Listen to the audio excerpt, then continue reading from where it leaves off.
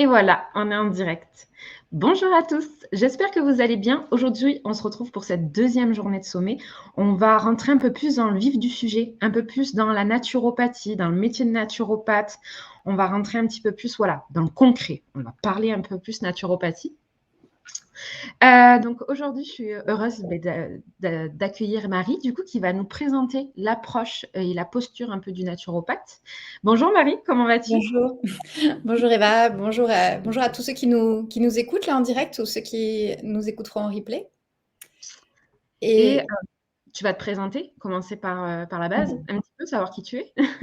ouais, donc oui, je vais effectivement vous parler de l'approche du naturopathe. Donc on va voir ensemble qu'est-ce qui se passe en fait dans le cabinet. Voilà, une fois qu'on est en tête à tête avec le consultant. Et avant, oui, je vais me présenter. Donc en fait, j'interviens dans ce sommet en tant que formatrice au sein de l'école Synergie Naturopathie. Donc plus précisément, je suis responsable de l'antenne de Lyon et j'interviens également dans le programme Immersion. C'est un programme qui sera présenté demain. Juste pour faire un peu de teasing, c'est le même programme que celui classique qui est à distance et par stage, mais avec davantage de présentiel, justement en mode immersion où on réunit les élèves 8 fois 5 jours pour travailler ensemble la naturopathie. Voilà, donc à côté de ça, je suis naturopathe. Avant d'être naturopathe, j'étais déjà coach et donc en plus d'être formée à la naturopathie, je suis formée à la programmation neurolinguistique, au coaching avec une approche qui est issue des thérapies comportementales et cognitives. Donc on travaille beaucoup sur les croyances et le lien entre les croyances, les émotions, les comportements. En parlant d'émotions, je me suis formée aussi à la résolution émotionnelle, qui est une méthode très simple et naturelle pour se laisser traverser par les émotions plutôt que de les refouler. Et on sait combien c'est important, surtout quand on parle de la santé et des déséquilibres et de la maladie.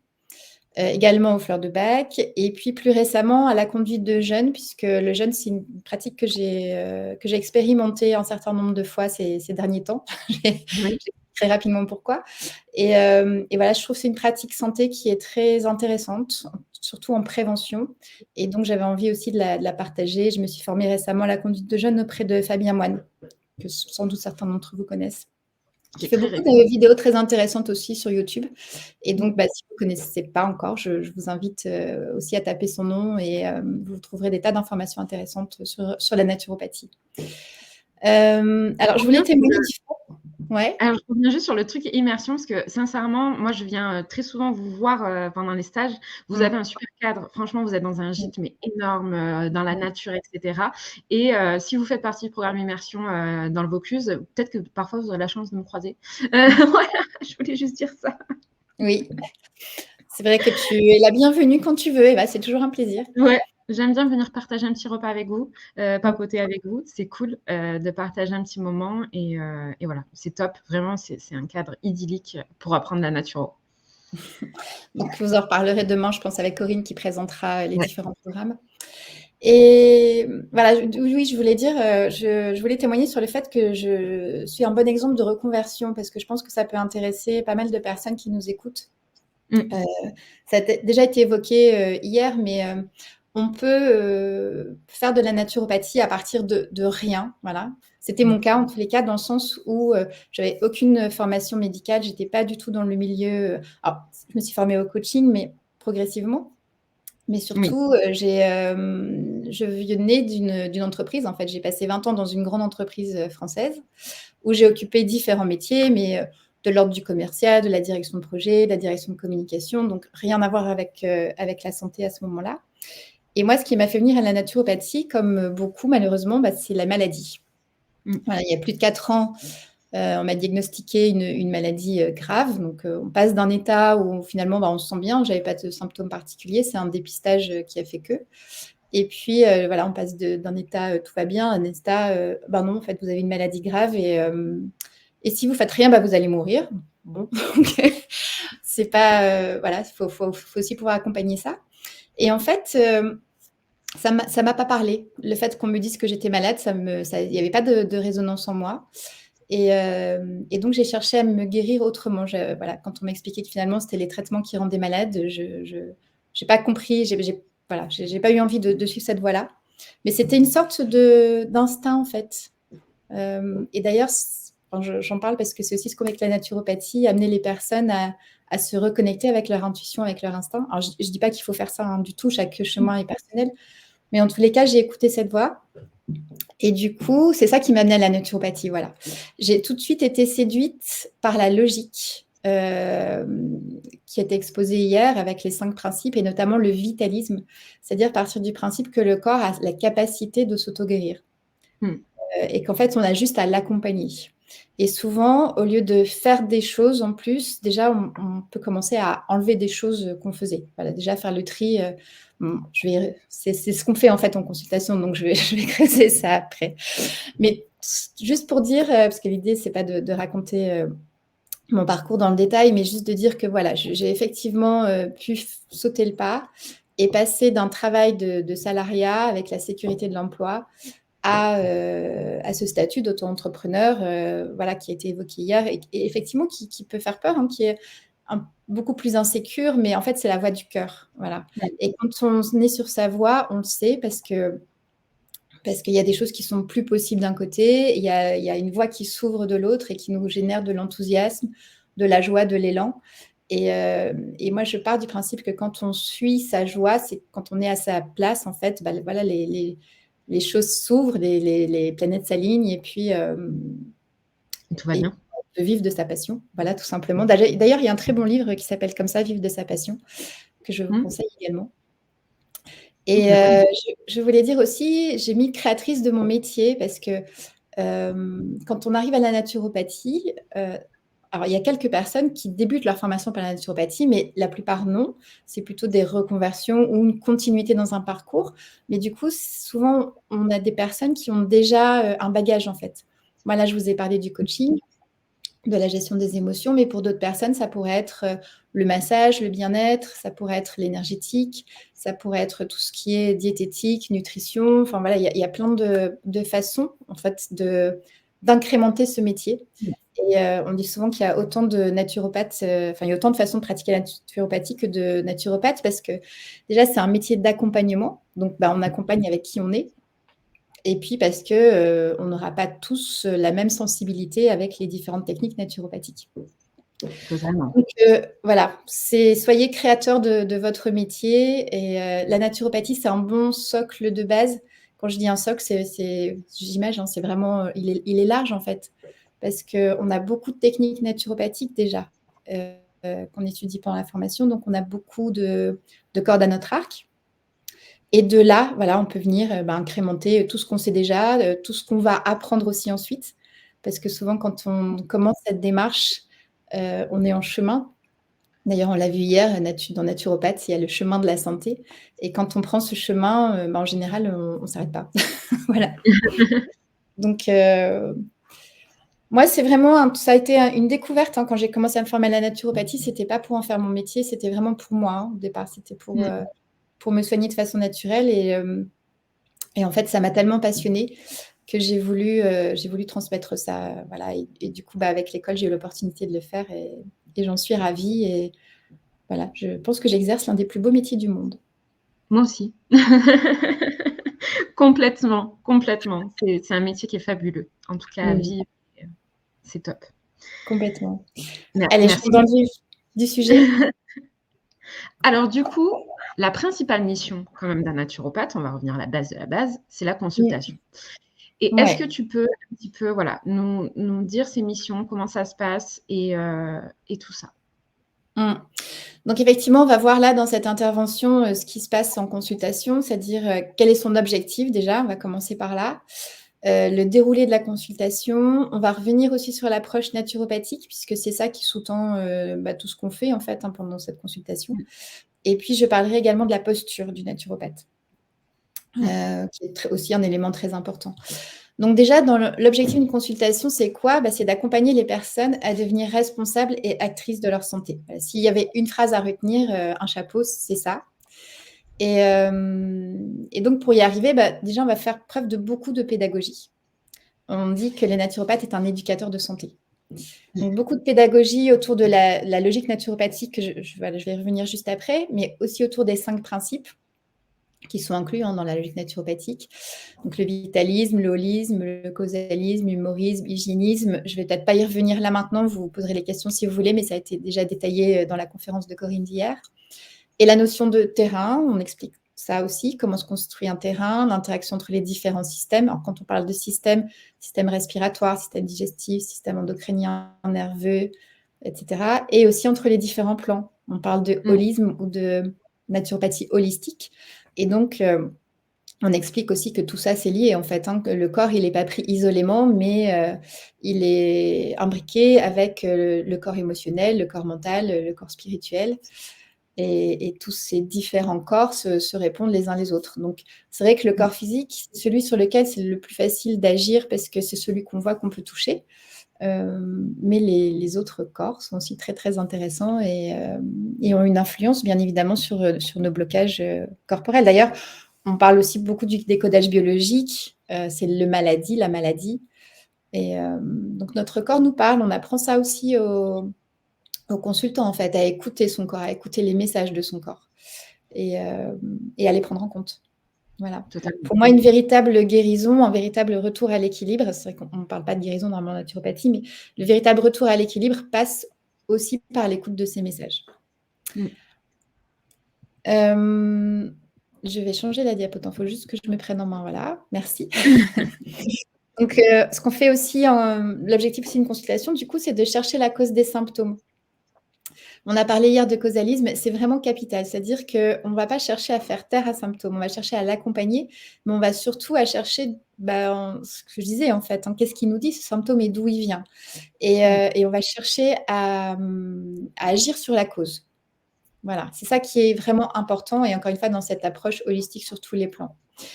Donc, on va évaluer le terrain avec le consultant, on va évaluer son terrain, mais on va aussi faire des liens en fait entre son mode de vie, ce qu'il nous dit, donc les symptômes qu'il exprime et ce qu'on verra au travers de nos techniques de bilan. Et en mettant du lien entre tout ça, c'est ça qui permet de le rendre responsable, de sortir un peu de ce rôle de victime qui est véhiculé aussi dans le langage courant, où quand on dit j'ai attrapé une maladie, comme si hop, elle passait là et flou, pas de chance, j'étais sur sa route. Alors, bon, c'est vrai qu'il y a des virus qui circulent, mais on a aussi un système immunitaire qui est censé nous préserver de la maladie. Donc, si on attrape quelque chose, c'est aussi parce que notre corps est en déséquilibre. Et donc, l'idée, c'est vraiment de faire des liens entre tout ça. Beaucoup de pédagogie, mais en douceur, hein, c'est de montrer à la personne qu'elle est actrice et pas victime. Et c'est pas du tout d'être dans la culpabilité, bien évidemment, parce qu'en plus, il y a beaucoup de choix qu'on fait juste parce que par ignorance ou par absence de conscience en tous les cas. On ne peut pas mettre notre conscience non plus partout. Et puis, il y a beaucoup de choses qu'on apprend tout petit, qu'on n'apprend pas et puis qu'on ne revoit pas plus tard. Et donc voilà, on explique tout ça. L'idée aussi d'une consultation, c'est de donner des conseils, argumenter. J'insiste beaucoup sur ce point-là. Parce que c'est aussi comme ça qu'on rend la personne responsable, c'est en lui expliquant là aussi les liens entre les effets et les conséquences en fait. Donc on argumente les conseils pour que la personne puisse déjà se motiver à suivre le conseil. Plus on donnera de sens, plus elle comprendra pourquoi elle le fait. Et aussi pour que la personne puisse être actrice dans le sens ah bah oui ça me parle je prends ou non moi ça me parle pas, c'est pas la priorité, c'est pas dessus que j'ai envie de travailler en premier et donc voilà, en fait, on va bâtir ensemble le plan d'action finalement qu'elle va mettre en place. J'y reviendrai quand je parlerai de la posture. Et puis, on va rechercher des prises de conscience, c'est-à-dire amener la personne à se faire confiance, à écouter son corps et son intuition. Et quand je parle de prise de conscience, c'est vraiment des déclics, des « Ah mais oui !» Voilà, ces petites choses comme ça, tu vois, qui fait que la personne va pouvoir se mettre en mouvement. Parce qu'en fait, la naturopathie, c'est plein de bon sens. On parle des recettes de grand-mère, on va parler de respirer l'air pur, on va parler d'utiliser l'eau, on va parler de manger sain, on va parler de dormir. Enfin, je veux dire, on ne va pas réinventer des choses compliquées et souvent, c'est les choses les plus simples qui fonctionnent. Et je vois que certains élèves se complexent un peu de se dire, mais du coup, qu'est-ce que je vais apporter au client en fait? C'est quoi ma plus-value? Et bien, la plus-value, elle est vraiment justement là, sur le fait de faire des liens entre tout ça, de donner du sens et de rechercher des prises de conscience chez la personne qui vont faire que, ok, elle le sait intellectuellement, mais hop, elle l'a intégré et elle a envie de le mettre en place. Totalement. Pour moi, c'est un élément important de l'objectif d'une consultation. Totalement. Alors, avant de rentrer plus dans le détail, dans le déroulé, je voudrais revenir sur la logique naturopathique. Ce schéma est magique. Il est magique, ce schéma. Je trouve qu'il est d'une évidence. Elle m'a fait découvrir ce schéma. J'ai trouvé ça tellement fabuleux. Tous les étudiants naturopathes devraient avoir ça, mais vraiment sous papier, film plastifié, accroché devant leur lit pour, je sais pas, je le trouve d'une évidence, même en consultation. Je suis sûre que c'est un schéma qui peut aider les consultants à comprendre. Ah oui, complètement. Je te confirme, moi je l'utilise en consultation. Hein. J'utilise aussi en tant que formatrice, bien évidemment, mais je l'utilise surtout en consultation. Et d'ailleurs, c'est quelque chose qu'on recherche beaucoup dans notre rôle d'éducateur de santé, c'est d'imager nos propos. Ouais. Parce que plus ils sont imagés, plus ils sont faciles à retenir. Et puis, on joue aussi sur différents niveaux de compréhension, c'est-à-dire que tant qu'on est dans la parole, on va jouer sur l'intelligence, je ne sais pas comment on dit, mais orale, en fait. Alors que là, on inclut aussi le visuel. Et il y a beaucoup de gens qui sont visuels et qui, du coup, vont beaucoup mieux retenir comme ça. Et le fait d'avoir une représentation mentale, voilà, ça active encore une autre sorte d'intelligence. Donc, alors, on y va pour la baignoire. L'idée, c'est de comparer la baignoire à notre corps, en fait. Donc, à partir de là, on va pouvoir faire plusieurs constats. Le premier, on voit bien les 2 robinets qui coulent dans la baignoire. Donc, premier constat, c'est que tout ce qu'on donne à notre corps, il doit le traiter. Voilà, c'est un constat tout simple, hein, mais rien que ça peut déclencher une prise de conscience. Vous voyez, il n'y a pas d'échappatoire, ça ne coule pas à côté, ça coule bien dans la baignoire. Donc, notre corps va bien traiter tout ça. Deuxième constat, c'est dans ce qu'on donne à notre corps. Vous voyez, le robinet vert avec les ressources, donc tout ce qui va être positif et l'accompagner dans le sens de l'équilibre, de l'homéostasie. Et puis avec le robinet rouge, les toxiques et tout ce qui va aller plutôt dans le sens du déséquilibre. J'aime pas trop ce code vert-rouge, c'est très scolaire, mais bon, ça fonctionne, donc pour le moment, je le maintiens. Et donc, voilà, deuxième constat, dans ce qu'on donne à notre corps, il y a des choses qui vont l'amener vers l'équilibre et d'autres qui vont l'amener vers le déséquilibre. Et troisième constat, tout ce qu'on amène dans notre corps, en fait, comme on est sur la dimension holistique, c'est dans une dimension très large. C'est-à-dire qu'on va penser assez facilement à ce qu'on mange, par exemple, à ce qu'on boit. On va penser aussi à l'air qu'on respire éventuellement. Et puis, on pense déjà beaucoup moins à tout ce qu'on met sur notre peau, que ce soit les produits de beauté, le maquillage. Et on pense encore moins aussi à tout ce qu'on pense et ce qu'on ressent. Voilà, toutes les sphères mentales, émotionnelles. Et on pourrait inclure la sphère spirituelle aussi. Or, c'est très, très important. Quand on parle d'énergie aussi, on parle souvent du niveau vibratoire. Et voilà, c'est la même logique en fait. Un niveau vibratoire élevé va nous amener vers l'équilibre et la santé. Et un niveau vibratoire bas va nous amener vers le déséquilibre. Ouais. Et ce niveau vibratoire est aussi très fortement alimenté par nos pensées, par nos émotions. Donc voilà, c'est vraiment tout ça qu'on inclut dans notre logique naturopathique et c'est vraiment tout ça que le corps doit traiter. D'ailleurs, on entend dire, alors je ne sais pas comment ça a été mesuré, mais j'entends souvent dire que le stress est beaucoup plus acidifiant que l'alimentation, par exemple. Donc, il vaut peut-être mieux manger un repas de qualité moyenne dans le calme que un repas nickel en étant hyper stressé. Enfin, c'est ce genre de discussion qu'on peut aussi avoir avec les consultants. Encore une fois, il n'y a pas, je dis encore une fois parce que je sais que ça a été évoqué hier, il n'y a pas une vérité, il n'y a pas de dogme. Et c'est aussi ça qu'on fait dans la naturopathie, c'est vraiment du travail ciselé en finesse pour s'adapter à la personnalité du client. Donc, j'en reviens à la baignoire. On a vu ce qu'on mettait dans la baignoire. Et vous voyez que dans la baignoire, il y a aussi des toxines. Et il y a de l'eau, bien évidemment. Donc, l'eau ici symbolise nos humeurs qu'on a évoquées hier. Et pour faire simple, on peut dire que chaque cellule est un être vivant qui a besoin d'être nourri. Et donc, par les nutriments, par l'oxygène qui va être apporté par le sang et qui rejette ses déchets. Et ces déchets vont être drainés par notamment la lymphe. Donc, l'eau va symboliser ces humeurs-là, le sang et la lymphe. Et on imagine bien que si l'eau est fluide, liquide, transparente, nos cellules vont être bien nourries. Et qu'à l'inverse, si l'eau se charge en trop de toxines, ça va devenir plus pâteux, plus visqueux, ça va moins bien circuler, nos cellules vont être moins bien nourries. Et donc, après, c'est un cercle vicieux qui nous emmène vers le déséquilibre. La bonne nouvelle, c'est que comme notre corps produit naturellement des toxines, hein, les déchets des cellules, et que la nature est bien faite, notre baignoire et donc notre corps est fourni avec le kit d'évacuation qui va avec. Donc ce qu'on appelle les émonctoires ou moi j'aime mieux dire les portes de sortie du corps. Et donc ce sont, les poumons avec l'air qu'on expire, le mucus, les expectorations. On a le couple foie-intestin très, très important et donc là qui évacue au travers de la bile et des selles. Les reins qui évacuent avec l'urine, la peau qui évacue avec la transpiration, les boutons, les dermatoses voilà, diverses. Et puis l'appareil génital féminin qui va nous permettre d'évacuer aussi avec les menstruations, les pertes blanches. Donc voilà, ce n'est pas un problème en soi qu'il y ait des toxines. Notre corps sait les gérer et les évacuer. Là où ça peut devenir embêtant, c'est quand il y a trop de toxiques et pas assez de ressources. Donc ça, c'est vraiment notre premier levier dans l'accompagnement de la naturopathie, c'est d'aider la personne à trouver dans son mode de vie, dans son hygiène de vie, de pouvoir augmenter le robinet vert et diminuer le robinet rouge. C'est vraiment une des premières choses qu'on va faire. Et j'allais dire, tout le reste, ça va être accessoire ou temporaire. Par exemple, si on fait appel à la phytologie, c'est très, très bien. Mais pour nous, ce sont des béquilles en fait, qui vont nous aider à un moment donné à retrouver l'équilibre. Donc, c'est très intéressant, mais notre équilibre, on doit le trouver vraiment dans notre hygiène de vie quotidienne. Et c'est pour ça que ça implique de responsabiliser le consultant, d'expliquer, de donner du sens pour qu'il ait envie de faire ces changements.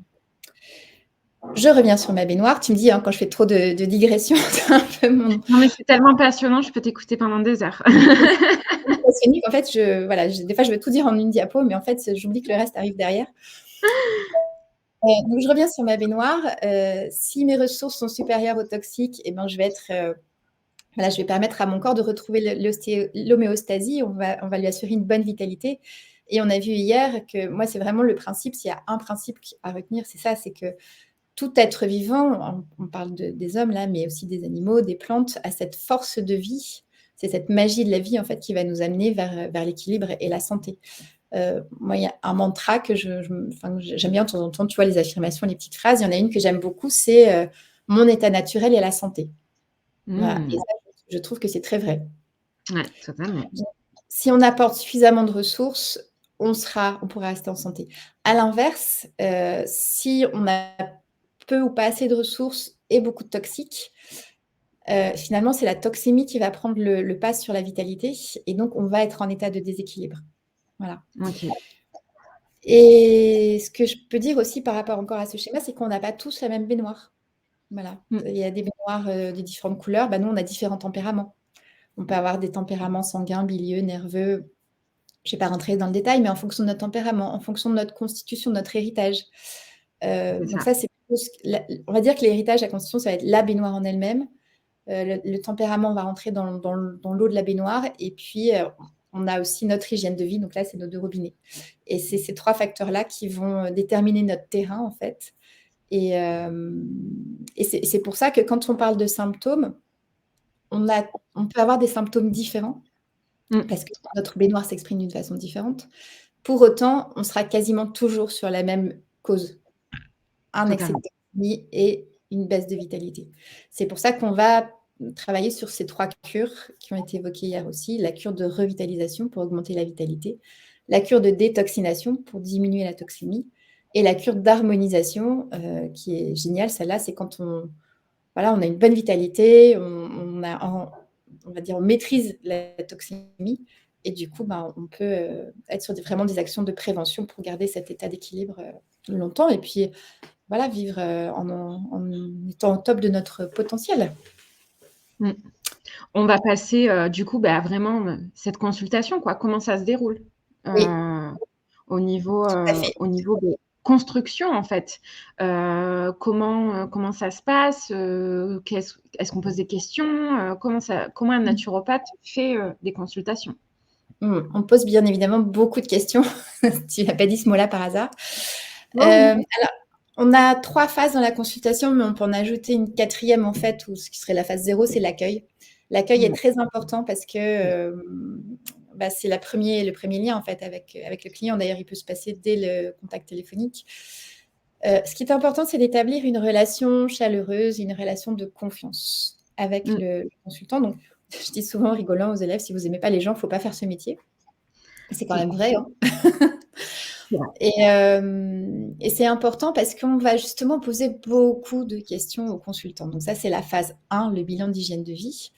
Tu vois bien que pour savoir comment il remplit sa baignoire, ce qu'il met dans son robinet vert et son robinet rouge, on va devoir poser beaucoup de questions en fait, hein.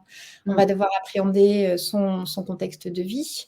Est-ce qu'il vit, je sais pas, des choses toutes bêtes, en ville ou à la campagne? Déjà, rien que ça, on est sur déjà des données de base qui sont radicalement différentes. Son Quelle est sa travail. profession? Est-ce que c'est une profession qui est stressante? Est-ce que c'est une profession qui est intellectuelle, qui est physique? La composition du foyer, est-ce que c'est quelqu'un qui vit seul, qui vit en famille? Alors ça aura aussi des impacts pour les conseils parce que à la fois, c'est plus facile de faire des conseils, enfin de faire des changements quand on est tout seul que quand on embarque toute sa famille autour de soi. Bien sûr. Et puis, et comment la personne vit sa situation aussi. Il n'y a pas de bonne ou de mauvaise situation, on peut... Il n'y a aucun jugement là-dessus, mais voilà, vraiment, toute cette sphère-là, quel est le contexte de vie de la personne? Quelles sont ses habitudes de vie aussi? Son On pense quotidien. évidemment à l'alimentation, hein, c'est quand même un des piliers de la naturopathie. Je pense qu'on en reparlera ce soir avec Marie-Alice. L'activité physique, derrière ça, il n'y a pas de jugement non plus, il n'y a pas d'activité meilleure qu'une autre, mais c'est jauger le niveau d'activité versus la sédentarité qui, elle, est très délétère pour le corps. On dit la vie, c'est le mouvement, et c'est vrai. Le sommeil aussi, qui est capital, puisque c'est pendant le sommeil qu'on peut régénérer son système nerveux. Donc voilà, on essaye d'évaluer toutes ces habitudes de vie. Alors quand je dis évaluer, c'est pas, encore une fois, c'est bien ou c'est pas bien, mais c'est après donner du sens sur ça et voir avec la personne ce qu'elle pourra changer. Voilà, ce qu'elle sera changer. Ça, c'est la phase 3. Et puis, on me pose ces questions dans la dimension émotionnelle, enfin voilà, dans le cadre de la dimension émotionnelle et spirituelle, hein. J'ai évoqué tout à l'heure comment la personne vit ce qu'elle vit en fait. Voilà. On cherche aussi beaucoup à évaluer le niveau de stress. Parce que le stress a beaucoup d'impact en fait physiologique sur le corps, voilà, sur le système nerveux, le système endocrinien, et comme c'est les systèmes de communication du corps, forcément ça a des impacts sur tout le reste. Totalement. Donc dans la phase 1, effectivement, on pose beaucoup de questions, et donc moi je préviens toujours le client dans la phase d'accueil, en fait, on fait un petit chapeau, on explique les 3 phases de la consultation. Et donc, voilà, je lui explique que je vais lui poser beaucoup de questions parce qu'il faut que je connaisse, en fait, ses habitudes de vie pour pouvoir le conseiller au mieux. Et que s'il y a des questions qui l'ennuient, il n'est pas obligé d'y répondre. Mais à l'inverse, plus j'en saurai, mieux ce sera. Et on cherche aussi, et on va chercher au travers de notre posture, l'authenticité. Voilà. Il n'y a pas de bonne ou de mauvaise réponse. Il faut vraiment mettre le consultant à l'aise pour qu'il nous dise... tout ce qu'il a à nous dire, en fait. Surtout que j'ai sauté la ligne, les fonctionnements physiologiques des différents systèmes, c'est aussi une part importante de notre questionnaire. On va faire le tour de ce qu'on va appeler la bobologie, en fait, de tous les symptômes. En fait, c'est vraiment pour savoir comment le corps s'exprime et puis comment le corps évacue ses déchets. Voilà, donc on va être sur des sujets aussi très, très intimes, hein, comment tu vas à la selle, comment tu urines, comment ça se passe au niveau des cycles menstruels, etc. La phase 2, ce qu'on appelle la technique de bilan, en fait, on va faire parler le corps par une ou plusieurs techniques qu'on apprend à l'école. Et je pense on a échangé, tu disais que dans ton école, c'était les mêmes techniques, en fait. Après, il y en a peut-être dans d'autres écoles. Donc, à l'école, on en apprend 4. L'iridologie, c'est lire, en fait, dans la partie notamment colorée de l'œil, certains signes du terrain. Les différents systèmes s'expriment. On va, par exemple, voir le système digestif autour de la pupille. Là, on voit un peu un cercle foncé, tu vois, autour de l'iris, et ça témoigne du niveau de la capacité du corps à éliminer ces toxines. Et en fait, c'est par le biais de terminaisons nerveuses, sans faire un cours sur l'iridologie, mais il y a le nerf optique, en fait. Le système nerveux est relié aussi à tous les organes, et donc il va venir donner des signaux en fonction de l'état d'innervation de nos organes. C'est comme ça que ça va laisser des signes sur l'iris. Ce n'est pas une science exacte, hein, c'est plutôt une science empirique, mais en tous les cas, ça fonctionne bien, ça nous donne de précieux indices. La réflexologie qui fonctionne sur le même principe de zone réflexe avec le système nerveux qui vient à la fois... on a 7000 terminaisons nerveuses sur le pied, donc voilà, on peut on peut toucher assez finement et puis ça se relaie au niveau des organes. Mm. Donc là, le corps va parler en fonction des sensations qu'on aura sous les doigts ou en fonction du ressenti du consultant, soit au niveau de ses pieds, soit même au niveau à l'intérieur de son corps directement. On va utiliser la morphotypologie, qui s'assoit sur les tempéraments d'Hippocrate. En fonction du tempérament, on n'aura pas les mêmes prédispositions. Donc, par exemple, un bilieux qui se fait de la bile aura peut-être une tendance à développer davantage de problématiques au niveau du système digestif qu'un nerveux, enfin le nerveux aussi, mais le nerveux c'est pour une autre raison, c'est parce que lui c'est son système nerveux qui sera très sollicité. Qui se rattache, ouais. Oui, ils sont rattachés. Et on a aussi le bilan oriental qui est une inspiration de la médecine traditionnelle chinoise, où on va regarder en fonction de différents signes, notamment sur la langue, sur les ongles. On dit que ce qui se passe à l'intérieur s'exprime à l'extérieur. Et donc, voilà, notre corps va nous donner des petits indices comme ça sur des surcharges ou des carences éventuelles. Totalement. Et puis, on arrive à la phase 3, qui est la phase de conseil, où là, l'idée, c'est de choisir les explications et les conseils qu'on va donner. Il y a vraiment cette notion de choix, parce que comme vous devez le pressentir avec tout ce qu'on voit depuis hier, il y a vraiment beaucoup, beaucoup d'explications à donner. Il y a beaucoup de conseils possibles. On va dire qu'en consultation, on a globalement 1h30.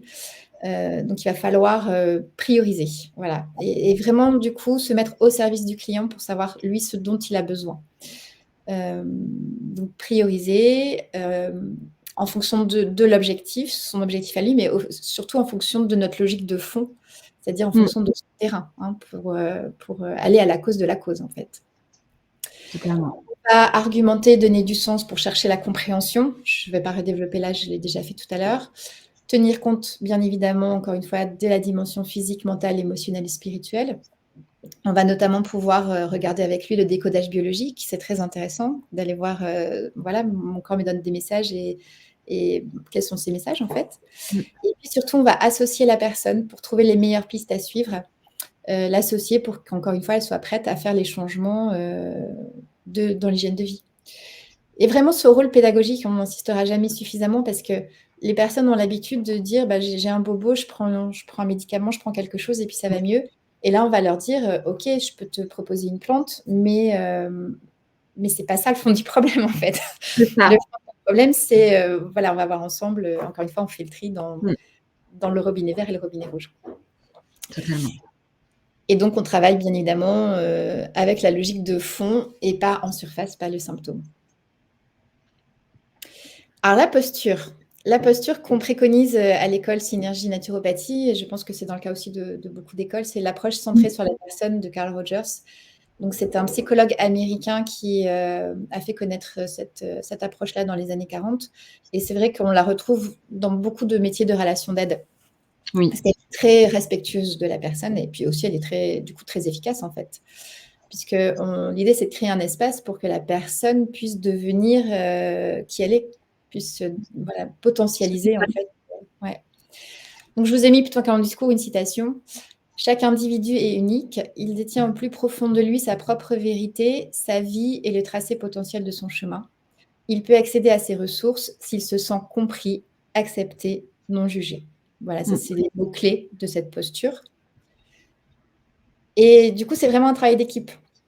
C'est-à-dire que c'est la personne qui consulte qui est l'experte. Dans le sens, elle est l'experte de sa personne, elle est l'experte de qui elle est. Oui. C'est elle qui détient les clés de son cheminement. Nous, naturopathes, on peut éventuellement être experte du processus. C'est-à-dire qu'on connaît la logique naturopathique, on connaît les techniques de bilan, on connaît le type de questions qu'on va poser, les 3 phases de la consultation. On va amener cette personne, en fait, le long de ce processus, mais on est vraiment à côté de la personne dans le sens où on ne va pas lui dire ce qu'elle a à faire. C'est ça. C'est vraiment elle qui, au travers de nos propos, en fait, avec ses prises de conscience, va se dire même d'elle-même, ah bah ok, je vois, il y a ça que je dois changer, ce serait bien que peut-être que je fasse comme ça, etc. Totalement. Et puis dites-vous bien un truc aussi en consultation, c'est que vous allez, enfin moi je sais que parfois je vais avoir des consultants qui vont me raconter toute leur vie, qui vont me raconter leurs secrets de famille, qui vont me raconter même leurs opinions politiques, etc.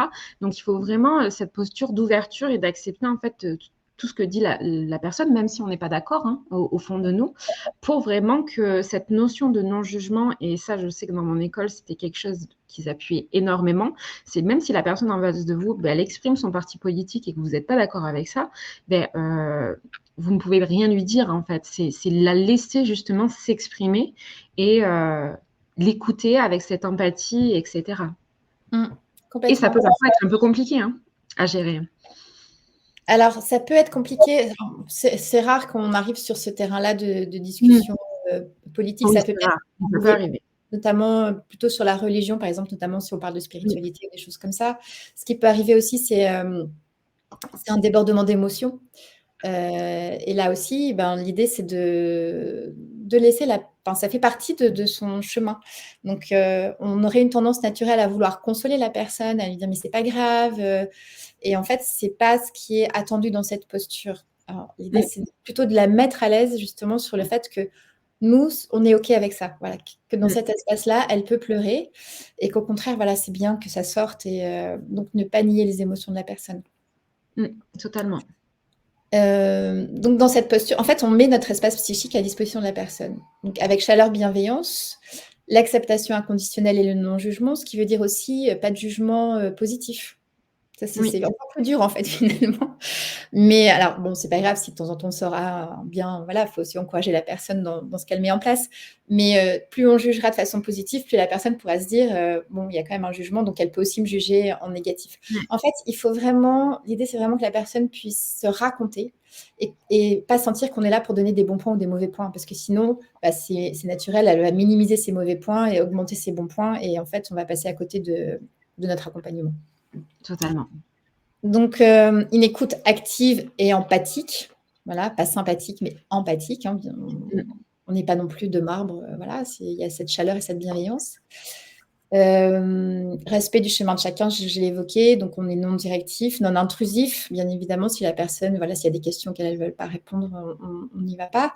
Quand on est sur le terrain émotionnel aussi, c'est important d'y aller avec douceur. C'est bien d'en parler, mais si la personne a une réticence, c'est peut-être pas le bon moment pour elle, et ça sera peut-être plus tard ou pas. Enfin voilà, donc on ouvre des portes. Moi, je dis toujours, on ouvre des portes. Et c'est à la personne de dire, je rentre ou je rentre pas, en fait. Et puis, c'est une posture où on n'a pas de dogme. Voilà. Chaque personne est prise dans son individualité. Et le dogme, c'est dangereux. Voilà, il n'y a pas une recette qui va à tout le monde. Ça se saurait. Donc, on est vraiment sur un travail d'orfèvrerie, en fait. Voilà. Un des plus profonds besoins des gens est d'être complètement entendu, totalement compris et entièrement accepté. Voilà. Et c'est vrai que les gens, finalement, on a assez peu d'espace comme ça, dans notre vie de tous les jours. Donc rien que ça, c'est un vrai cadeau qu'on leur fait. Totalement. Dans la posture, je voulais parler aussi de l'art d'observer, puisque l'essentiel de la communication, se fait, par le corps, justement. On a les mots, mais on a aussi tout ce qui est paraverbal, donc l'intonation, et puis le non-verbal, la gestuelle. Donc, on va prêter attention aussi aux signaux émis par le consultant. Donc ça, c'est aussi quelque chose qui se travaille, hein, on peut s'entraîner. Les haussements de voix, les froncements de sourcils, des fois la personne devient rouge. Enfin voilà, donc on voit que les émotions arrivent. C'est autant de signes, en fait, il n'y a pas toujours besoin de parler avec les mots. On peut faire aussi attention à nos propres signaux, notamment dans la posture de non-jugement. Si j'écarquille grand les yeux comme ça, même si je dis rien, il y a un message qui est passé, bien évidemment. On a aussi l'art de questionner. Alors, on questionne avec une intention. Voilà, c'est ça aussi qu'on apprend, c'est la stratégie de questionnement. Ce n'est pas une conversation de café. On ne pose pas des questions c'est aussi ça qui est non intrusif, hein. Ce n'est pas par curiosité mal placée, c'est vraiment pour il y a un but derrière. Ce terrain et cette approche holistique de la personne. On fait beaucoup de reformulation. C'est un outil aussi qui est intéressant parce que ça permet de nous assurer qu'on a bien compris. Ça permet à la personne de s'assurer qu'elle est comprise. Et puis, ça donne un effet miroir aussi qui peut être intéressant et qui alimente la prise de conscience notamment. Et puis, la gestion des silences, c'est aussi quelque chose qui s'apprend. Les silences des consultants, c'est des espaces de réflexion, en fait. Donc, voilà, il ne faut pas avoir peur du silence. Ouais, c'est des petits tips en passant. Mais donc, il y a toute une posture comme ça qui s'apprend, hein, qui n'est pas compliqué à comprendre, mais voilà, faut juste s'entraîner et puis être indulgent aussi avec soi-même, ça vient au fur et à mesure. des consultations. Totalement. Alors, les obstacles à la posture, c'est si on a une attention divisée. Par exemple, si, en parlant au client ou pendant qu'il me parle, je pense à ce que je vais faire à manger ce soir. Si j'ai eu un coup de fil, qui m'a perturbée juste avant, enfin voilà, des fois, c'est pas de notre faute, mais on reste humain aussi, mais c'est vraiment un obstacle à la posture. Tout ce qui sera jugement, projection, interprétation. Donc si on plaque, nous, notre, ce qu'on appelle le modèle du monde en PNL sur la personne, en fait, il faut vraiment, faire abstraction de notre vision du monde et rentrer dans la sienne. Et puis, je l'ai évoqué tout à l'heure, minimiser ou nier les sentiments du client, parce qu'à ce moment-là, il ne se sentira pas compris. Du coup, ça nous amène à l'écologie du naturopathe, laisser ses propres croyances et valeurs de côté. Alors, ce n'est pas ce qu'il y a de plus facile, ce n'est pas non plus trop difficile. Simplement, il faut en prendre conscience. Et c'est aussi pour ça que la formation naturopathie, en fait, c'est une vraie formation de développement personnel. C'est l'effet qui se coule, le deuxième effet qui se coule. Le premier, on apprend la naturopathie. Je suis vieille pour avoir ces références-là. Et le deuxième, c'est aussi qu'on est en chemin nous-mêmes, en fait, et on avance. Ça nous fait questionner sur pas mal de choses. Et à l'école Synergie, on a un module qui est dédié vraiment à la posture du naturopathe. Voilà. Et donc, c'est un module que les élèves font souvent j'allais dire en trame de fond. C'est-à-dire que quand ils arrivent à ce module-là, ils se rendent compte que, ah oui, celui-là, je ne vais pas pouvoir le travailler en un bloc. Donc, ils se disent, ah, mais je le travaille un petit peu au fur et à mesure et puis j'avance les autres. Et parce que c'est vraiment un cheminement personnel, en fait. Des prises de conscience à prendre au fur et à mesure aussi. Ouais, Et complètement. même également, en fait, à mettre en place au fur et à mesure. Et voilà, complètement. Et du coup, c'est le 4e point là, justement, être congruent, mettre en pratique les pratiques de la naturopathie. D'abord parce qu'on en a envie. On apprend tellement de belles choses sur le fonctionnement de notre corps, sur comment on peut l'aider avec des choses toutes simples. Moi, je suis allée de découverte en découverte, en fait, pendant cette formation. Déjà, je suis tombée fan de mon corps parce que quand on rentre dans l'infiniment petit, dans toutes les opérations qui se font là pendant qu'on se parle, c'est juste incroyable. Et puis, je ne savais pas qu'on pouvait faire autant de choses avec juste l'eau, par exemple. Les bienfaits de l'eau chaude et de l'eau froide, c'est aussi des choses qui sont incroyables, qui sont gratuites, qui sont faciles. Donc, voilà. Être congruent, c'est ça, c'est aussi mettre en pratique tout ça. Et plus on testera, mieux on en parlera aussi aux consultants. Voilà, tout simplement. On parle beaucoup mieux de choses qu'on a pratiquées, qu'on a testées, que de choses qui restent théoriques. Encore une fois, aussi bienveillance avec soi-même, on ne peut pas tout tester. Donc, il y a quand même des choses sur lesquelles on restera dans la théorie, mais au fur et à mesure de notre avancée dans la formation ou après dans la profession, parce que ça ne s'arrête pas au moment de… En fait, finalement, quand on a l'attestation, c'est le début de l'aventure. Donc voilà, on est toujours… C'est pour ça aussi que je disais qu'on était toujours en chemin, en fait. Et puis, dans l'écologie, c'est aussi prendre soin de son état intérieur. Et on a plein d'outils pour faire ça. On en parle tout le temps en consultation pour gérer son stress. Gérons le nôtre aussi. Et voilà, donc dans les bonnes pratiques à avoir aussi, c'est s'appliquer, par exemple, les exercices de respiration profonde ou de cohérence cardiaque avant la respiration. Voilà, être dans un environnement calme pour pouvoir être disponible justement à ce qui va se passer pendant la consultation. Totalement. Et donc, pour en finir avec la posture et avec mon intervention, pour qu'il puisse rester du temps pour les questions, en résumé, le naturopathe, c'est un éducateur de santé et un accompagnant. Voilà. Et on pourrait dire ce qu'il n'est pas. Il n'est pas un médecin, par exemple, au hasard. Et donc, on va faire très attention à ne pas alimenter la confusion. Voilà. Et il y a des termes qu'on va éviter. Comme les termes diagnostic, traitement, thérapie, prescrire, pathologie, guérir, patient et tous leurs dérivés en fait. Donc, c'est très, très important de faire attention à ça parce qu'on respecte aussi la maxime d'Hippocrate, primum non nocere. Donc, on sème pas la confusion, on ne se prend pas pour ce qu'on n'est pas, on est vraiment éducateur de santé et des accompagnants vers ce chemin du retour à l'équilibre. Dans le primum non nocere, il y a différents éléments. Il y a, par exemple, ne pas remettre en cause un traitement médical que serait en train de prendre une personne. Il y a faire attention aux mots qu'on va choisir pour parler du terrain. Et ça, c'est un exercice qui peut être parfois pas compliqué, c'est pas le mot, mais il faut aussi s'entraîner, notamment pour les techniques de bilan. Parce Oui. que quand je parlais de l'iridologie, l'œil parle, il parle surtout pour les choses qui vont pas. Donc voilà, ça s'apprend, pouvoir exprimer les choses tout en restant toujours positif. Voilà, voir le côté C'est dans du notre place. développement possible. Euh, c'est déjà une belle conclusion. J'espère que je vous ai fait passer ma passion pour ce métier. Ah si, je pourrais aussi dire une dernière chose sur ce métier, sur la posture, c'est que pour moi, c'est vraiment un métier qui donne du sens. Voilà, Oui. je pense que si vous êtes là, si vous écoutez la conférence, c'est que soit vous avez trouvé ce sens parce que vous êtes en train de l'étudier, soit vous êtes en train de le chercher. Et voilà, c'est un métier qui nous nourrit aussi. Oui. Donc, c'est vraiment voilà, bénéfique pour nous, bénéfique pour notre entourage, bénéfique pour les gens qui viennent nous consulter. C'est un beau métier. Je suis bien d'accord. Voilà ce que je voulais vous dire. Je laisse la place aux questions s'il y en a. Merci Marie. En tout cas, on met voilà, tes réseaux sociaux, tes contacts pour toutes les personnes qui regarderaient peut-être un replay, qui auraient des questions, des interrogations. Ouais. N'hésitez pas à contacter Marie. Et si vous avez des questions, on va pouvoir commencer à y répondre. On a eu pas mal de questions pendant cette interview. On a notamment Lucie qui nous dit, du coup, on ne dit rien quand on n'est pas d'accord. Comment faire comprendre aux consultants qu'on l'a quand même écouté? Alors, ça aurait été intéressant d'avoir un exemple concret parce que c'est quand on n'est pas d'accord sur quoi. Si par Pourquoi, ouais. exemple, le consultant nous dit, tiens, je vais prendre un exemple qu'on évoque souvent avec les élèves, c'est le fait de fumer. C'est évident que le fait de fumer n'est pas bon pour la santé. Voilà, tout le monde le sait. Donc, ça ne sert à rien de dire, arrêtez de fumer. Enfin, moi, c'est mon parti pris. Hein. Après, je veux dire, ça fait quand même partie de ce qu'on pourrait dire. Mais je pense que c'est plus porteur d'expliquer à la personne par rapport aux symptômes qu'elle a évoqués.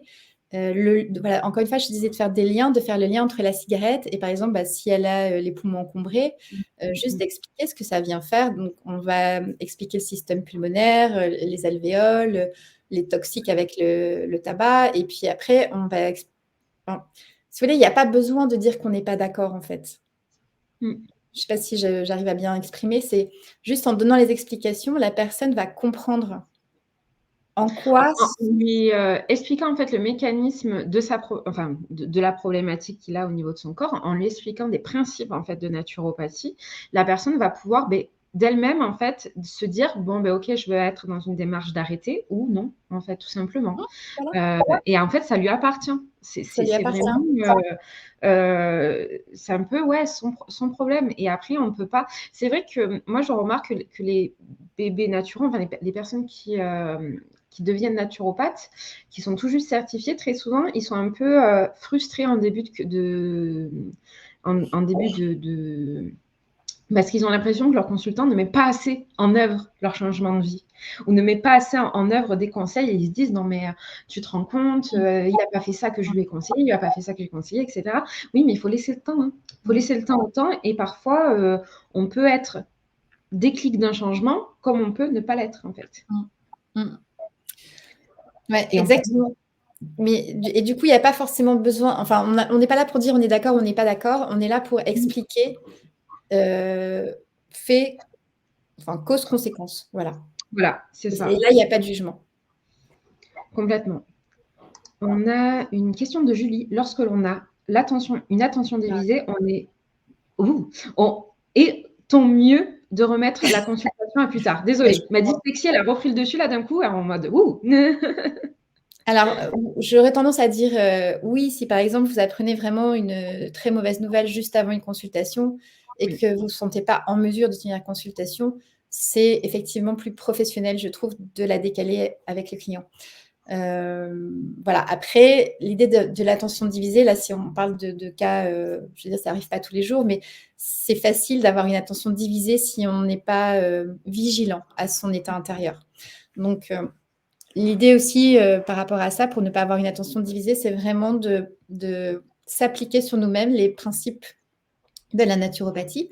Et notamment, enfin, moi, je sais pas comment tu pratiques, Eva, mais moi, je mets beaucoup de la respiration. Et j'aime bien pour la consultation, moi je consulte chez moi, donc j'arrive pas en catastrophe en général. J'ai déjà ça, j'ai pas les embouteillages, etc. Mais si vous n'êtes pas sur le lieu, voilà, c'est des petites choses pour ne pas vous mettre en stress en fait, pour arriver à la consultation détendue. Et moi j'aime bien du coup me prendre 5 minutes pour faire une petite séance de cohérence cardiaque. Et si j'ai pas le temps, je fais au moins 3 exercices de respiration profonde. Et j'ai toujours une intention aussi. Avant de recevoir la personne, j'émets l'intention de dire ce qu'elle a besoin d'entendre. Voilà. Et après, c'est une expérience de lâcher prise aussi, hein, pour justement être présent à ce qui va se jouer pendant la consultation. Totalement. Généralement, moi, ce que je fais, c'est que 30 minutes, 40 minutes avant la consultation, je coupe mon téléphone. Je suis plus dispo. Je coupe mes réseaux sociaux, etc. Et je vais dans mon cabinet ou dans l'endroit où je consulte, parce que je consulte en visio, donc du coup, c'est un peu... Enfin, je suis chez moi, quoi. Je prépare, en fait, la séance. Soit je fais le ménage, je mets tout en place, mettre le chauffage ou mettre la clim, allumer une bougie, faire de la respiration, commencer à un petit peu potasser. Bon, mais voilà, on s'est généralement eu au téléphone avant, mais commencer un petit peu les axes sur lesquels je pourrais aller, etc. Commencer à créer mon anamnèse, etc., etc. Donc, c'est vrai que moi, j'ai toujours ce moment d'immersion, tout simplement, dans la consultation. Et je te dirais qu'il y aura de toute façon la pratique au fil du temps qui te donnera en fait des petites clés à ce niveau-là. Oui, parce qu'en plus, chacun aura son mode opératoire et c'est les choses qui lui conviennent bien. Mais donc, on prend soin vraiment de son écologie intérieure. Totalement. On a Émilie qui nous demande: ce qui me paraît le plus difficile est de garder cette distance sans donner son avis. Est-ce que tu aurais un autre tips à donner aux étudiants naturopathes pour essayer de s'entraîner? Moi, je sais que quand j'étais étudiante, le truc que je faisais, c'est que j'ai commencé de suite à adopter une posture de naturopathe, même dans ma vie, en fait, de tous les jours. Et moi, je sais qu'un truc qui m'a énormément aidée, c'est de faire des tentes rouges. Alors, je ne sais pas si vous connaissez, mais c'est des cercles de femmes où on est justement dans une posture de non-jugement, etc.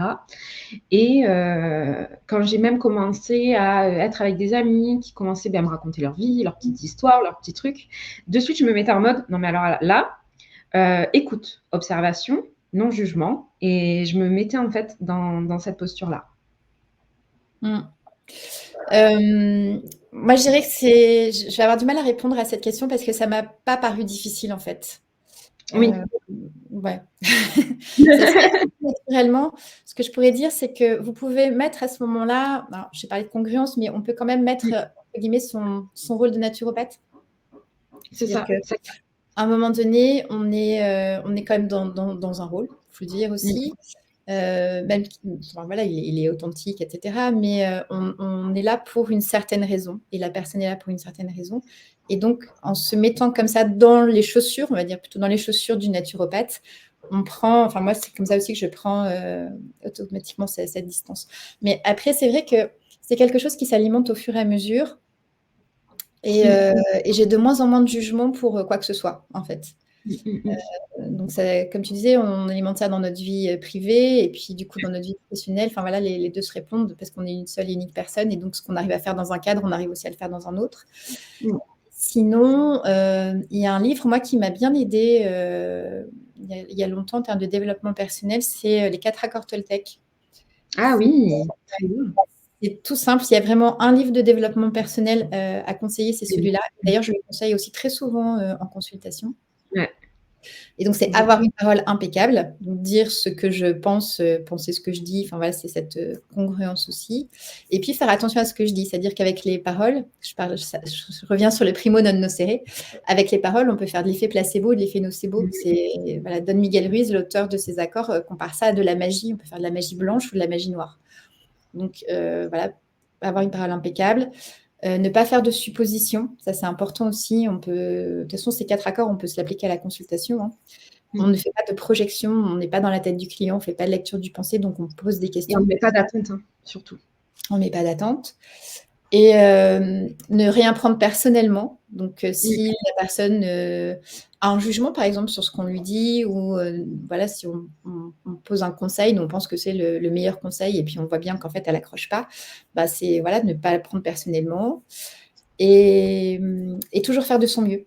Ça, c'est le quatrième accord et c'est intéressant aussi. Et pour nous, c'est-à-dire l'indulgence qu'on peut avoir aussi, c'est intéressant quand on commence à pratiquer, mais même après, de faire son auto-bilan après les premières consultations. Ouais. Savoir qu'on a, voilà, on progresse, c'est normal, mais on fait toujours de son mieux. Mais c'est aussi intéressant pour la personne. Et ça m'amène du coup à cette distance. C'est d'avoir conscience que la personne, elle fait de son mieux en fonction de là où elle en est aujourd'hui. Et donc, il n'y a pas de jugement à avoir, en fait.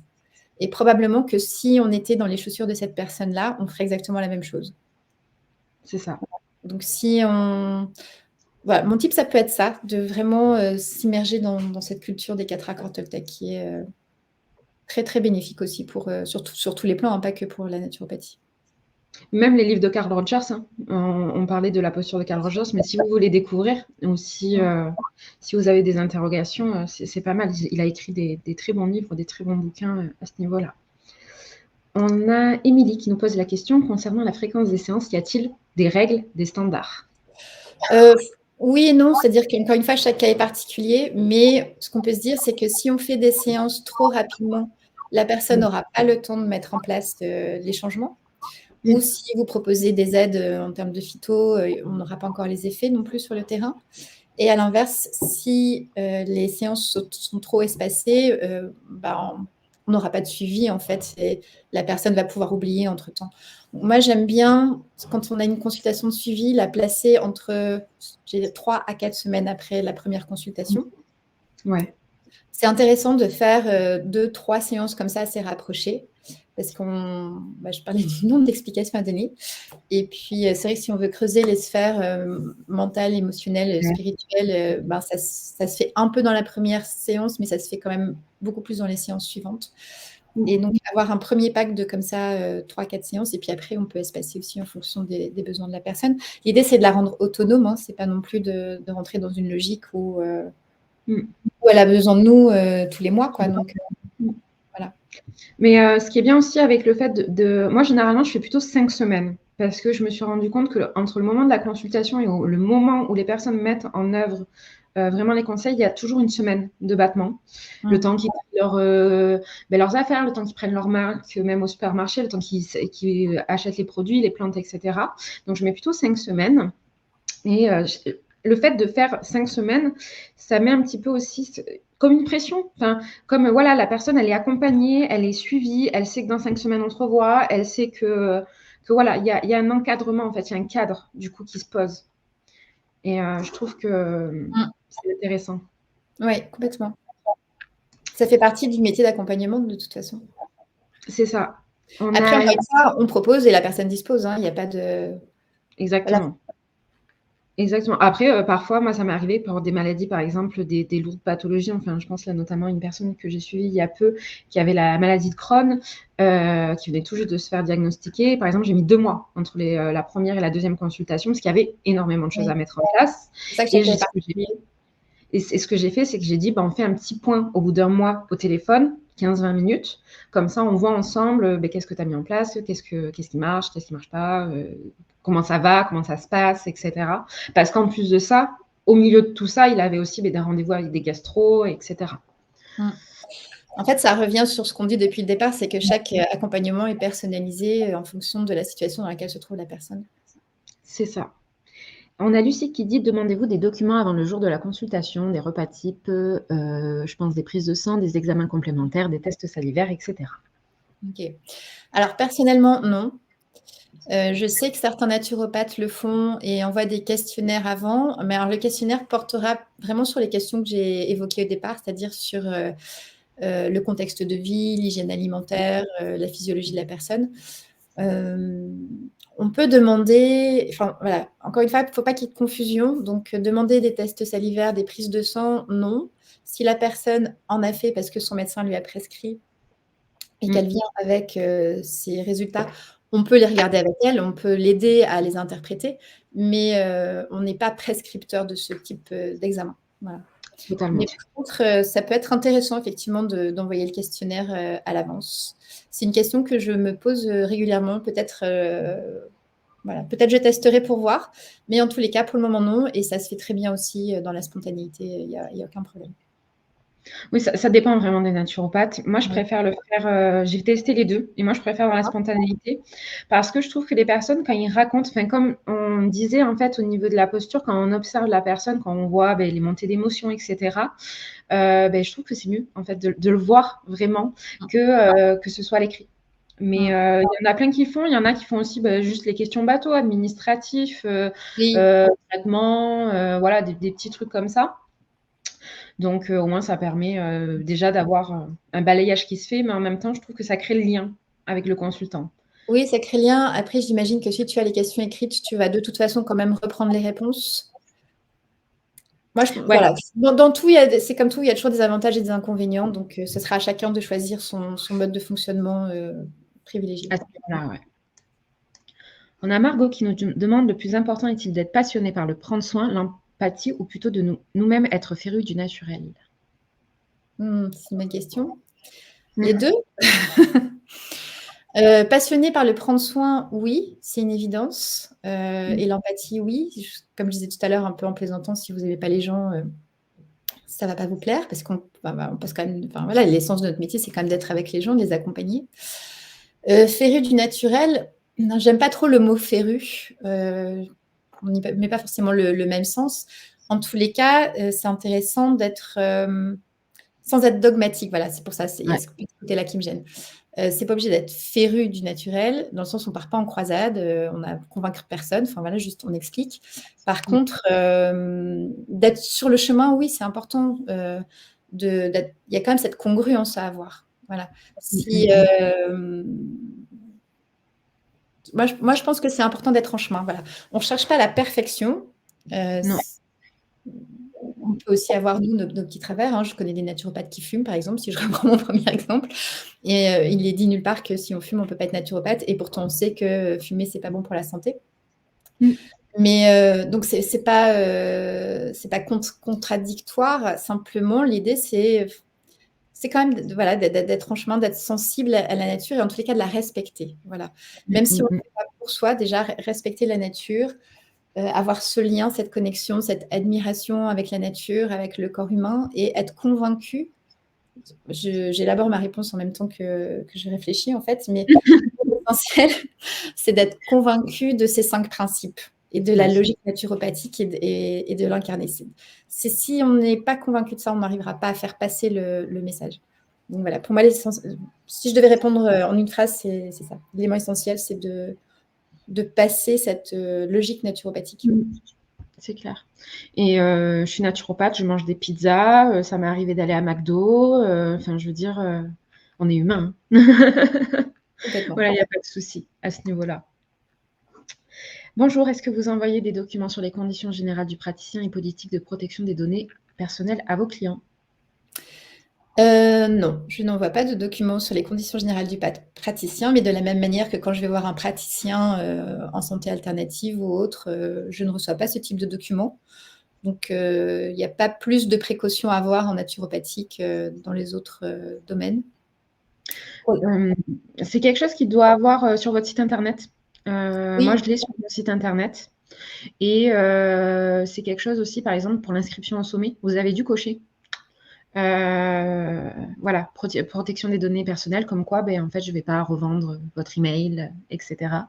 On a, voilà, au niveau législation, on a un encadrement à avoir minimum.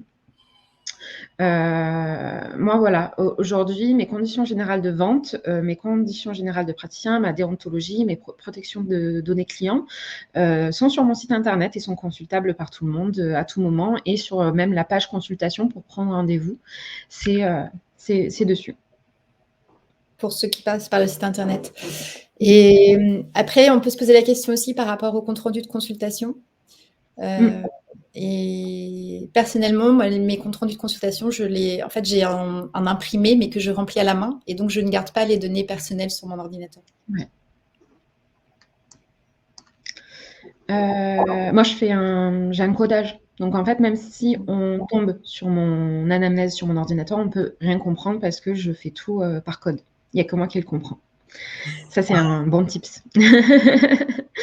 Selon votre expérience, quelle est la vision des gens de la naturo? Je n'ai pas envie de me battre pour que les gens me prennent au sérieux. Quelle est la vision des gens de la nature? C'est-à-dire la vision que les gens, si je comprends que la fin de la Ouais, question, comment on est perçu par notre entourage, en fait? ouais, je pense. Ouais. Ou même, peut-être même par les gens extérieurs, tout court, quoi. Quand on se présente et qu'on dit qu'on est naturopathe. Oui, bah, en fait, ça dépend vraiment des personnes, hein. Il y en a Mmh. qui disent: «Ah génial, super, raconte-moi». Il y en a d'autres, et même parfois dans son entourage très, très proche, hein. Moi, je sais que j'ai des discussions, parfois houleuses, notamment, enfin voilà, mais je vais pas le citer, mais avec une personne très proche de ma famille. Et quand on en discute entre nous et notamment avec les élèves, je sais qu'il y en a qui sont très à l'aise dans leur entourage et il y en a pas du tout parce Mmh qu'ils mh, mmh. donc ça dépend vraiment des gens qui nous entourent, et là, j'ai envie de reparler à nouveau des accords Toltec et notamment de celui de ne rien prendre personnellement, en fait. Totalement. Si la personne, voilà, ce qu'elle vous renvoie, ça parle pas de vous, ça parle d'elle, juste de eux, là où eux, ils en sont avec, la naturopathie et avec les choses naturelles, donc Mmh mais mh, mmh. j'allais dire, il faut pouvoir, on parle de congruence et cetera, mais incarner ce qu'on fait. Mmh mh, Si mmh. vous incarnez ce que vous faites, enfin, ne vous laissez pas déstabiliser par, les autres et par l'entourage. Si ça vous parle, si ça fait, parler votre cœur, c'est que vous êtes sur la bonne voie, et peu importe ce que vont dire les autres, hein. Ouais. Moi, personnellement, je me suis jamais battue avec quelqu'un, donc voilà. Mais Oralement peut-être un peu? généralement, quand je dis: «Je suis naturopathe», 90 du temps, la réponse est: «Hein? C'est quoi ça? Je connais pas». Voilà, donc non, pas de souci à ce niveau-là. Mmh. Faut-il se spécialiser dans certaines problématiques obligatoirement? Alors obligatoirement non, par contre c'est possible si vous le souhaitez. On peut très bien rester généraliste, comme on peut se spécialiser, alors soit dans une problématique, par exemple, le cycle de la femme, par exemple, le diabète, voilà, enfin les problèmes ostéo-articulaires, enfin voilà, des choses comme ça. On peut aussi se spécialiser sur un type de population, par exemple, la jeune maman, le sportif, mais on n'est pas obligé. Voilà, c'est vraiment, selon encore une fois, votre bagage en fait, celui que vous avez déjà, celui que vous aurez après, ce que vous avez envie de faire. Bon après, bien souvent, on attire quand même des gens qui nous ressemblent, hein, donc peut-être ça se dessine, et enfin voilà, il arrive que ça se dessine aussi sans qu'on le souhaite vraiment à la base, mais il n'y a pas d'obligation en tous les cas. Oui, aucun. Bonjour, si nous proposons des consultations à domicile chez nous, pouvons-nous vendre des produits phyto en complément de la consultation? Alors là, c'est une question au niveau législatif. Alors il y a aucun souci, en fait, avec, le fait de vendre des produits phyto. Il faut juste que ce soit des produits qui soient, OK pour vendre en tant que particulier, on va dire entre guillemets. Faut pas que ce soit des produits qui soient uniquement vendus par, des pharmaciens. Il y a aucun problème. Le seul point législatif, c'est que vous n'avez pas le droit de faire des mélanges, des mix vous-même, parce que vous devez être préparateur en pharmacie, avoir un laboratoire, être sur la surveillance d'un pharmacien, et cetera. Mais vous pouvez demander. Moi, j'ai une naturopathe là dernièrement qui a fait faire ses tisanes par un pharmacien du coin, et en fait, le pharmacien vend ses tisanes et elle vend ses tisanes en cabinet. C'est le pharmacien qui fait ses petites mixtures. OK. Voilà, après ça pose, il faut le faire dans un cadre aussi éthique, tout Oui. simplement. C'est-à-dire qu'on a vu les problèmes de conflit d'intérêts dans le milieu médical, alors Mmh, sans mmh, rentrer dans mmh, ce mmh. domaine-là et sans diaboliser, il faut quand même, faire attention à ne pas du coup, Oui. voilà, rester neutre dans l'utilisation de ces produits, quoi. Et puis, j'ai envie de dire aussi, concrètement, enfin, pour moi, la vision de la naturopathie, c'est beaucoup de pratique hygiénisme, hein. Donc beaucoup d'hygiénistes, et la vérité, c'est qu'une vie de naturopathe doit être, le plus possible gratuite, en fait. Mmh. On doit se baser sur ce qu'on a autour de nous et faire avec ce qu'on a, et pas besoin, de dépenser, 300 € par mois en compléments alimentaires, et cetera. Il y a des compléments qui sont très intéressants, qui peuvent nous servir de béquilles, qui peuvent être très intéressants, mais voilà, on est fait, pour de l'hygiénisme. Exactement. La logique de fond, Voilà, avec les toujours, robinets rouges et les robinets verts. totalement. Merci, en tout cas Marie, merci d'avoir Oui. répondu à toutes ces petites questions, et voilà, est-ce que tu as un petit dernier mot et un petit adieu à faire, enfin un petit au revoir à tout le monde? Alors, en dernier mot, merci à toi pour avoir organisé ce sommet. Merci à tous ceux qui nous ont écoutés. Merci à ceux qui ont posé des questions. Et puis, non, enfin, voilà, j'espère avoir fait passer ma passion pour ce métier, pour cette formation. Et donc, on reste en contact, voilà, pour ceux qui ont des questions à poser, ceux qui seront en replay. N'hésitez pas. Et voilà, bon chemin à tous. Merci Marie, merci à tous. On se retrouve cet après-midi à 17h avec Pierre pour parler du corps humain. À tous. Au revoir. Hop.